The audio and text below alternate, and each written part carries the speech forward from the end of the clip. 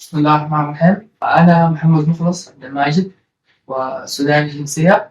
وقبل أسبوعين عملت عملية في عيني، عملية الليزر الإصلاح السطحي.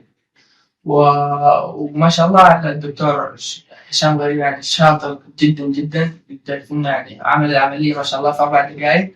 ما خلاني أحس بأي خطورة وأي قلق، ويعني ما كان في أي توتر. الحمد لله. بس أنا دلوقتي بشوف ونظري 6/6، والله ما مصدق الحاجة دي. أنا أصلا اتولدت ونظري ضعيف. ما توقعت إنه حاجة زي دي تحصل. الحمد لله على كل حال، وشكرا. والسلام عليكم.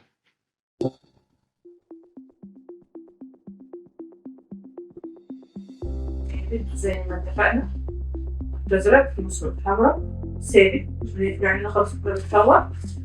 تمام. يس. هاجي. هطمن عليك.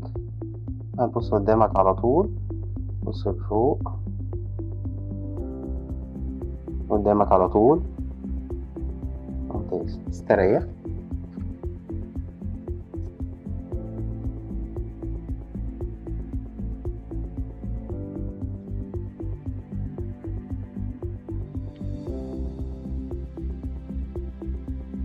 دكتور محمد، هنقول بسم الله. اول حاجه عايزك تفتح عينيك. احنا عملنا تعقيم لعينيك وخدنا البنج الموضعي قطره. هنحط مشبك عشان عينيك تبقى مفتوحه على طول. بص قدامك على طول. دلوقتي الجهاز اتعرف على عينيك.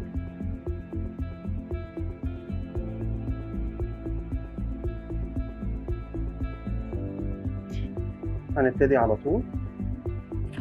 هتبص قدامك على طول، ما تحركش ارجوك. 30 ثانيه ونخلص باذن الله. زي ما اقفلي النور.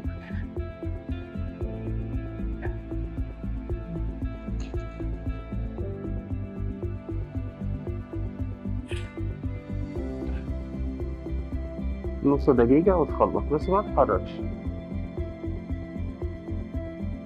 ما تتحرك. هنحط قطرة مضاد حيوي، وبعدها عدسة لاصقة.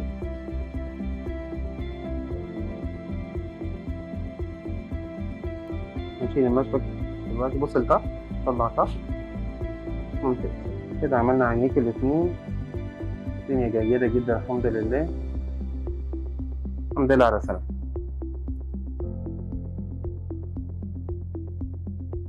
تعالى قوم. قوم يا دكتور. الحمد لله على سلامتك. ايه رأيك؟ ده حرف ايه؟ وده؟ ده حرف ايه؟ وده؟ ده؟ ده؟ الحمد لله على سلامتك. الدنيا كويسة قوي. عمليتك كانت ممتازة الحمد لله. ربع ساعة هطمن عليك تحت واكتب لك العلاج بتاعك. تمام. اتفضل.